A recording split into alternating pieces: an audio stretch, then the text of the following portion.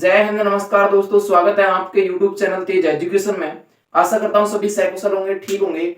आज जो हम टॉपिक लेके आए हैं आपके लिए स्वास्थ्य संबंधी वो है डेंगू बुखार के बारे में देखेंगे। डेंगू बुखार को हड्डी तोड़ बुखार भी कहा जाता है और डेंगू जो बुखार है वो एडिस मच्छर के काटने से होता है, क्योंकि एडिस मच्छर जो हमारे शरीर में वायरस छोड़ता है उसके कारण ही हमें डेंगू बुखार होता है। और डेंगू बुखार है, इसकी जो स्टेज चलती है वो फर्स्ट, सेकंड और थर्ड, तीन स्टेज चलती है। डेंगू बुखार एडिस मच्छर के काटने से होता है और जो कि फर्स्ट स्टेज है वो जुलाई से और अक्टूबर माह तक डेंगू बुखार की जो फर्स्ट, सेकंड, थर्ड स्टेज चलती है।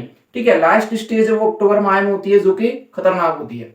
डेंगू बुखार है जो एडिस मच्छर काटने से होता है। और डेंगू बुखार के हमें कैसे पता लगेगा कि भाई हमें डेंगू बुखार भी होगा? हमें जैसे हड्डी तोड़, हड्डियों में जकड़न सी रहेगी, एक तरीके से शरीर में कमजोरी होगी, मिचली आना और जैसे दस्त की स्थिति भी बन सकती है।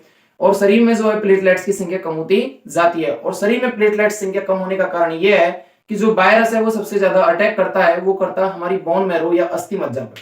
ठीक है, और जो बोन मैरो या अस्थि मज्जा वो प्लेटलेट्स का निर्माण करती है। जो प्लेटलेट्स होती हैं वो हमारे शरीर में रक्त का थक्का जमाने का कार्य करती हैं, क्योंकि एक फाइब्रिन नाम से जो प्रोटीन होती है वो जिस जगह पर हमें चोट लगती है उस जगह पर आकर जो फाइब्रिन है वो एक्टिव हो जाती है। वो एक्टिव हो जाने के बाद में एक जाल बना लेती है जिससे कि रक्त का थक्का बन जाता है। यदि डेंगू बुखार की स्थिति है तो जैसे मरसूडों से खून आना, रक्त की ज्यादा स्थिति, जैसे चोट लग जाने के बाद में रक्त का ज्यादा बहना, थक्का नहीं बनना, ऐसी स्थिति बन जाती है।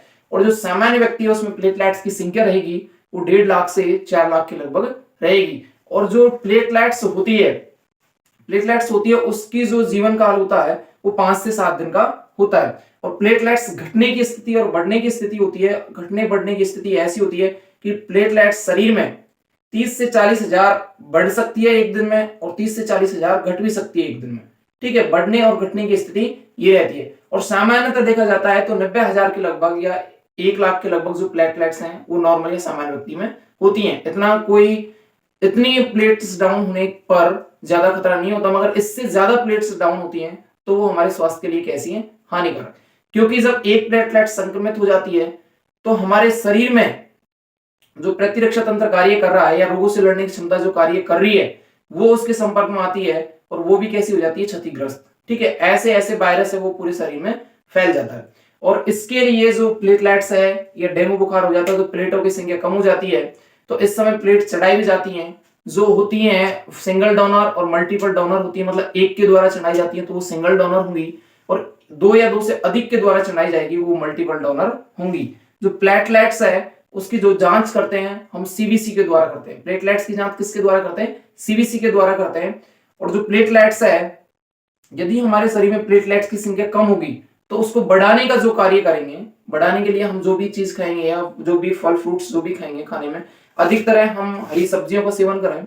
दूसरी बात, कीवी फल हुआ, मतलब जो ऐसे खाने योग जो फल हुई, सब्जी हुई जिनमें अधिकतम किसकी मात्रा हो? विटामिन सी की, जिससे कि हमारा जो इम्यून सिस्टम है या प्रतिरक्षा तंत्र है वो मजबूत हो। यदि हमारे शरीर का प्रतिरक्षा तंत्र मजबूत है तो हम डेंगू के जो वायरस है उससे लड़ने के लिए तैयार है। यदि हमारा इम्यून सिस्टम या प्रतिरक्षा तंत्र कमजोर होता है तो हम रोगों से नहीं लड़ सकते और हम क्या हो जाते हैं? बीमार। ठीक है, और जो अस्थि मज्जा होती है इसके बारे में देखिए। जो अस्थि मज्जा होती है ये होती है कि हमारी जो हड्डी होती है, हड्डी का जो बीच में मध्य वाला जो खोखला भाग होता है इसे बोला जाता है अस्थि मज्जा या जिसे बोलते हैं हम बोन मैरो। इसी से आरबीसी, डब्ल्यूबीसी और प्लेटलेट्स तीनों का निर्माण होता है वो किससे होता है? अस्थि मज्जा से।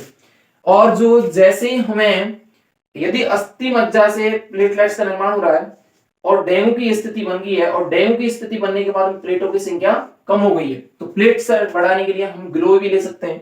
या मैंने आपको बताया था कि वो फल या सब्जियां खानी चाहिए जिनमें विटामिन सी की मात्रा अधिक हो। कीवी फल हम ले सकते हैं, एलोवेरा ले सकते हैं, हरी सब्जी ले सकते हैं, या जिसे बोलते हैं नीम ग्लो। नीम ग्लो होता है, ग्लो में क्या होता है कि उसका हम काढ़ा बना के पियेंगे तो वो हमारे प्रतिरक्षा तंत्र को मजबूत करेगा। तो डेंगू बुखार है उसमें क्या होता है कि प्लेटलेट्स कम हो जाती है। दूसरी बात, जो डेंगू बुखार फैलता है वो एडिस मच्छर के कारण फैलता है। तीसरी बात यह कि सामान्य व्यक्ति में जो प्लेटलेट्स की संख्या होगी वो 1.5 लाख से 4 लाख मिलीलीटर के लगभग होगी। निर्माण होगा जो अस्थि मज्जा होगा जिसे बोला जाता है बोन मैरो। जो इसका जो प्लेटलेट्स है इसका जो कार्य होता है वो होता है रक्त का थक्का बनाना। जो हम बीमार हो जाते हैं तो बीमार कब ठीक होंगे या कब नहीं होंगे या कितने दिनों तक बीमार रहेंगे ये डिपेंड करता है हमारे किस पे, प्रतिरक्षा तंत्र पे। और प्रतिरक्षा तंत्र वो होता है, इम्यून सिस्टम जिसे बोला जाता है, जो हमारे शरीर में रोगों से लड़ने की क्षमता उत्पन्न करता है।